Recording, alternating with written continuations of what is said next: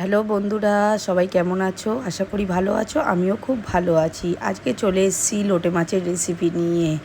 লোটে মাছটার মধ্যে পেঁয়াজ টমেটো দিয়ে একটু হলুদ গুঁড়ো, একটু নুন, লঙ্কার গুঁড়ো, জিরের গুঁড়ো, ধনে গুঁড়ো, একটু সর্ষের তেল, রসুন বাটা, আদা বাটা দিয়ে ভালো করে মিক্স করে নিচ্ছি।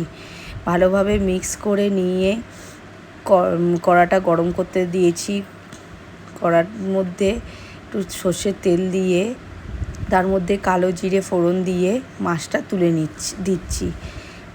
ভালোভাবে মাছটা একটু নাড়াচাড়া করে তারপর কোনো জল দেবো না, কারণ লোটে মাছ থেকে জল ছাড়ে। তার মধ্যে ঢাকাটা দিয়ে হালকাভাবে আঁচটা কমিয়ে দিলাম। 10-15 মিনিট পরে ঢাকাটা খুলে দেখি মাছটা রেডি। একটু চিনি আর গরম মশলা দিয়ে রেডি আমাদের লোটে মাছের টক গা।